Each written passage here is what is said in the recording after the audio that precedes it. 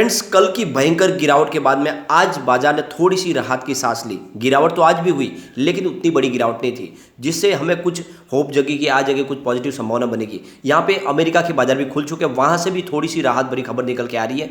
लेकिन एक बड़ी अपडेट है जो अमेरिका से निकल के आ रही है, वो बहुत ही ज़्यादा चिंताजनक है। एक बड़ा बयान जो आपको हमारे को सबको टेंशन दे सकता है। वो क्या बयान है उसको जानेंगे और पूरे उस मामले को डिस्कस करेंगे, क्या है आगे संभावना है। दूसरी तरफ फिच रेटिंग एजेंसी ने इंडिया को लेकर एक बड़ी बात कही है, क्या है उसका बयान, उसको भी डिस्कस करेंगे। और आगे क्या संभावना बनी है मार्केट में, क्या इस समय हमें इन्वेस्टमेंट करना चाहिए या फिर बाजार से दूर हो जाना चाहिए। जो हमारे महंगाई के आंकड़े भी आ चुके हैं, रिटेल और होलसेल आंकड़े दोनों ही अलग है, उनको भी डिस्कस करेंगे। साथ में यहाँ पे देखेंगे कि इस समय क्रूड ऑयल की जो उछाल है वो कहाँ तक जाएगी। आज सबसे बड़ी बात है कि कल भयंकर एफआई की बिकवाली के बाद आज भी चौंकाने वाले आंकड़े हमारे सामने आ चुके हैं, तो एफआई के आंकड़े भी डिस्कस करेंगे। साथ में यहाँ पे इंडियन रुपीज की क्या कंडीशन है वो भी जानेंगे। इन सारी बातों को इस वीडियो के माध्यम से डिस्कस करेंगे। लेकिन फ्रेंड, उससे पहले अगर आप पहली बार हमारे चैनल पे आए तो चैनल को सब्सक्राइब कर दीजिए, एक बेल आइकॉन दबा दीजिए ताकि जब भी नया वीडियो बने पहला नोटिफिकेशन आपको मिले। वीडियो पसंद आए तो लाइक शेयर जरूर कीजिए। चलो फ्रेंड्स, वीडियो स्टार्ट करते हैं। मैं हूँ आपका दोस्त एसबी दवे और हमारे अपने चैनल ऑनलाइन कमाई में आपका बहुत बहुत स्वागत है। फ्रेंड्स, सबसे पहले बीएसई सेंसेक्स की अगर बात करें तो 52,693 पर क्लोजिंग रही, जहाँ पे 153 पॉइंट की गिरावट थी, 0.29% की गिरावट। निफ्टी 50 की बात करें तो 15,732 के स्तर पर क्लोजिंग रही, जहाँ पे 42 पॉइंट की गिरावट थी, यानी 0.27% की गिरावट। तो गिरावट आज थोड़ी सी कम थी। अब यहाँ से इंडियन मार्केट के लिए अच्छी खबर निकल के आ रही है यूएस से। यूएस मार्केट खुल चुके हैं। अगर हम डाउ जोन्स की बात करें तो 30,573 के स्तर पर है, जहाँ पे भयंकर कल की गिरावट के बाद में आज थोड़ी सी राहत देखने को मिल रही है, यानी 56 पॉइंट की तेजी है। शुरुआत पॉजिटिव हुई है, 0.18% की तेजी है। S&P 500 इंडेक्स की बात करें तो 3,759 के स्तर पर करीब 0.25% की तेजी है। तो शुरुआत पॉजिटिव हुई है, लेकिन ये कब तक टिक के रहती है वो बड़ी बात है। अब नेस्डेक की बात करें तो 10,840 के स्तर पर 0.29% की तेजी है। रजल 2000 इंडेक्स बहुत ज़बरदस्त गिरा था, यानी 1,714 पॉइंट गिरा।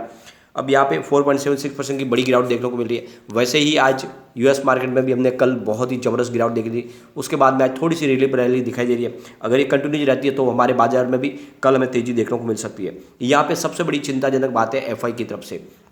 भले ही आज बाजार में हमें बड़ी गिरावट देखने को नहीं मिली, लेकिन आज एफआई की बिकवाली बहुत ही ज़बरदस्त थी। अगर आप देखो आज, तो आज एफआई ने 4,423 करोड़ रुपीज़ का नया इन्वेस्टमेंट किया, लेकिन सामने उन्होंने 8,925 करोड़ रुपीज़ का माल बेचा है। तो इस तरह से आज एफआई की जो बिकवाली है वो 4,502 करोड़ रुपीज़ की बड़ी बिकवाली है। और सामने हमारे बड़े फंड हाउस ने भी आज अच्छी खासी खरीदारी की है। आज हमारे डीआई की तरफ से 7,035 करोड़ रुपीज़ का नया इन्वेस्टमेंट किया गया और उन्होंने आज 3,227 करोड़ रुपीज़ का अपना माल बेचा है। तो इस तरह से आज 3,807 करोड़ रुपीज़ की बड़ी खरीदारी की गई है डीआई की तरफ से। और इसी वजह से बाजार में आज हमें थोड़ी सी गिरावट कम दिखाई दी, क्योंकि आज बड़ी खरीदारी हुई है डीआई की तरफ से भी। लेकिन एफआई जिस तरह से एग्रेसिव तरीके से बिकवाली कर रहे हैं वो लगातार जारी है। अगर हम कल की भी बात करें तो कल यानी आप देखोगे तो 13 तारीख को 4,164 करोड़ रुपीज़ की बिकवाली की थी एफआई ने। आज उनकी बिकवाली उससे भी ज़्यादा है।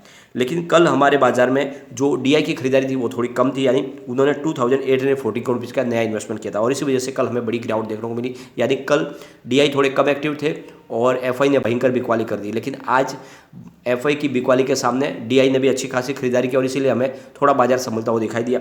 लेकिन यहाँ पे बाजार के लिए सबसे बड़ी जो चिंताजनक बात है वो है क्रूड ऑयल, जो लगातार नए हाई बना रहा है। अब फिलहाल क्रूड ऑयल की बात करें तो WTI क्रूड 122 पर है, जहाँ पे 1.62% की बड़ी तेजी है। ब्रेंट क्रूड की बात करें तो 124 पर है, जहाँ पे 1.69% की बड़ी तेजी है। अब यहाँ पे देख लो कि ये नई हाई बन रही है लगातार, और इस वजह से आने वाले समय में भयंकर महंगाई की संभावना बनेगी और सारा का सारा मामला बिगड़ सकता है, क्योंकि इंडिया लगभग सारा का सारा जो ऑयल है वो इम्पोर्ट ही करता है। अब यहाँ पे इंडियन रुपीज़ की बात करें, वहाँ पर भी चिंताजनक बात निकल के आ रही है। फिलहाल प्राइस 78.02 पर है और ये अभी भी फिलहाल इसने 78 के स्तर को पकड़ के रखा है, जो बहुत ज़्यादा चिंताजनक बात है। वैसे थोड़ी सी इसमें राहत दिखाई दे रही है, लेकिन अभी भी जब तक ये 78 के स्तर पर है तब तक तो रुपया बहुत ज़्यादा कमज़ोर है और इसीलिए इंडियन मार्केट से पैसा बाहर निकल रहा है।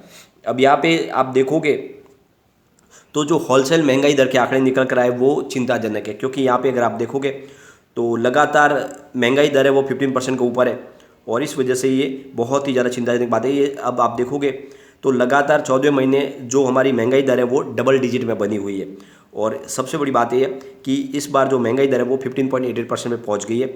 और अप्रैल में अगर आप देखो तो 15.08% थी, और उससे पहले मार्च में 14.55% थी, और फरवरी में 13.11% थी। तो आप देखोगे हर महीने लगातार महंगाई दर बढ़ रही है, ये होलसेल महंगाई की बात है। और यहाँ पे देखोगे तो 1998 के बाद ये हमें महंगाई देखने को मिल रही है, यानी बहुत सालों के बाद भयंकर महंगाई दिखाने को मार्केट में मिल रही है। अब यहाँ पे रिटेल मार्केट में थोड़ी सी हमें नरमी दिखाई दी, यानी वहाँ पे राहत दिखाई दी। ये अच्छी बात है कि जो रिटेल मार्केट है महंगाई दर वहाँ पे थोड़ी कुछ कम दिखाई दी है, यानी महंगाई दर वो 7.04% पे आई है। और इस बार देखो तो वो घट के कुछ कम हुई है, क्योंकि इससे पहले 8.38% थी। तो यहाँ पर थोड़ी सी राहत है, लेकिन फिर भी होलसेल मार्केट में अगर महंगाई है तो आने वाले समय में उसका असर तो रिटेल मार्केट में देखने को मिलेगा ही। फ्रेंड्स, यहाँ पे यूएस से एक बड़ी बैड न्यूज निकल के आ रही है। जिम रोजर्स जो इन्वेस्टमेंट गुरु है, उनका कहना है कि अमेरिकन बाजार में अब मंदी का दौर शुरू हुआ है। ये मंदी का दौर बहुत लंबा चल सकता है, और ये हम पहली बार है जब बड़ी मंदी के दौर में एंट्री कर चुके। उनका कहना है कि पिछले 12-13 साल से बाजार में शानदार तेजी का वातावरण बना था। बीच में जो अपडाउन थी वो मामूली सी थी, लेकिन भयंकर मंदी के दौर में इस समय हमें एंट्री करते हुए दिखाई दे रहे। तो जिम रॉबर्ट्स की तरफ से जो कहा जा रहा है वो बहुत ज़्यादा चिंताजनक है।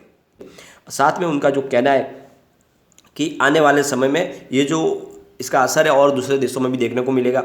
और आप देखो तो उनका कहना है कि पिछले 12-13 साल से लगातार मार्केट में तेज़ी बनी हुई थी, भले ही थोड़ी सी गिरावट दिखाई देती थी, लेकिन ओवरऑल मार्केट 12-13 साल से आगे चढ़ ही रहे थे, ऊपर जा रहे थे। लेकिन बड़ी मंदी का दौर आना बाकी है, और इस समय दुनिया में निराशा है। आप देखो कि बहुत सारे रीजन बन रहे हैं, इन्फ्लेशन बढ़ रहा है और जियोपॉलिटिकल टेंशन भी हो गए, और इसकी वजह से जो लगातार मामले हैं वो बढ़ रहे। और उनका कहना है कि सबसे बड़ी बात है कि यूरोप, अमेरिका, जापान और इंडिया हर जगह पे कर्ज का स्तर बढ़ गया है। उसमें सबसे बड़ी बात है इंडिया का भी नाम लिया जा रहा है। जिम रोजर्स का कहना है कि इन देशों में कर्ज का स्तर बढ़ रहा है, यानी आने वाले समय में और टेंशन बढ़ सकती है। अब यहाँ पे क्रूड ऑयल कीमतें जो लगातार बढ़ रही है, ये पूरे सेंटीमेंट बिगाड़ेगी। तो आप देख लो कि एक तरह से कहा जा रहा है कि अभी ये मंदी की शुरुआत हो सकती है, और अगर ऐसा होता है तो आने वाले समय में हमें और बड़ी चिंताओं से गुजरना पड़ सकता है। फ्रेंड्स, यहाँ पे फिच रेटिंग की तरफ से इंडिया को लेकर एक बड़ा बयान दिया गया है। उनका कहना है कि इस साल के अंत तक आरबीआई ब्याज दरों में 1% की और बढ़ोतरी कर सकता है, और उनका कहना है कि महंगाई के मोर्चे पर बिगड़ती स्थिति को देखकर आरबीआई दिसंबर 2022 तक रेपो रेट को भी 5.9% तक ला सकता है। और फिच का कहना है कि ब्याज दरों में जो है बढ़ोतरी आगे भी संभव हो सकती है। और सबसे बड़ी बात यह है कि फिच का अनुमान है कि 2023 के अंत तक आरबीआई रेपो रेट को बढ़ाकर 6.15% तक ला सकता है। इसके पहले एक अनुमान में फिच ने कहा था कि आरबीआई 2023 तक अंत तक रेपो रेट को 5% ही रखेगा। हालांकि फिच का कहना है कि 2024 में इसमें कोई भी बदलाव नहीं होगा। तो उनका कहना है कि आने वाले समय में रेपो रेट बढ़ सकती है आरबीआई की तरफ से, ये फिच रेटिंग एजेंसी का कहना है। और फिलहाल ग्लोबल कंडीशन बहुत ज़्यादा खराब हो चुकी है, और ऐसे में सख्त निर्णय लिए जा सकते हैं आरबीआई की तरफ से। वैसे अगर आप देखोगे तो फिच ने पिछले सप्ताह ही इंडिया की जो सॉवरेन रेटिंग थी उसको 2 साल बाद निगेटिव से बदलकर स्टेबल किया था, लेकिन जो रेटिंग थी उसको बदला नहीं था। उनकी तरफ से जो रेटिंग रखी गई है वो BBB- की रखी गई है इंडिया की। फ्रेंड्स, यहाँ पे अब हम निफ्टी 50 की बात करें तो फिलहाल 15,732 के स्तर पर है। आगे क्या संभावना बनती है, अगर गिरावट होती है तो कहाँ तक जा सकता है, और इसके रेजिस्टेंस क्या निकल के आ रहे हैं। तो सपोर्ट रेजिस्टेंस हम चेक करेंगे। तो यहाँ से और गिरावट होती है निफ्टी 50 में तो 15,676 का फर्स्ट सपोर्ट है, ये सपोर्ट टूटा तो 15,579 का स्तर देखने को मिलेगा। तीसरा सपोर्ट 15,474 का निकल के आ रहा है। ऊपर की तरफ मूव करने पे 15,879 का फर्स्ट रेजिस्टेंस है, इसको ब्रेक किया तो 15,983 का स्तर देखने को मिलेगा, और वहाँ तक निफ्टी 50 पहुँचा तो फिर 16,081 तक जा सकता है। तो हमें इंतजार करना होगा कि ग्लोबल रीजन कैसे रहते हैं, क्योंकि इस समय क्रूड ऑयल की प्राइस तो बढ़ी हुई है, लेकिन जो अमेरिकन मार्केट पॉजिटिव खुले तो हो सकता है कि हमें भी कल थोड़ी सी पॉजिटिव शुरुआत देखने को मिले, लेकिन ओवरऑल बाजार में अभी बड़ी तेजी की संभावना तो नहीं है। तो ऐसे में आपको अच्छे स्टॉक में थोड़ा थोड़ा निवेश शुरू करना चाहिए। लंबे समय के लिए निवेश करें, शॉर्ट टर्म इन्वेस्टमेंट न करें, और क्वालिटी स्टॉक में दाव लगाएं। लेकिन फ्रेंड, कोई भी इन्वेस्टमेंट करने से पहले अपने फाइनेंशियल एडवाइजर से एक बार भी ले ले, या अपना खुद का रिसर्च करें, क्योंकि मैंने वीडियो आपके एजुकेशनल पर्पज के लिए ही बनाया। वीडियो पसंद आए तो लाइक शेयर जरूर कीजिए और चैनल को सब्सक्राइब कर दीजिए।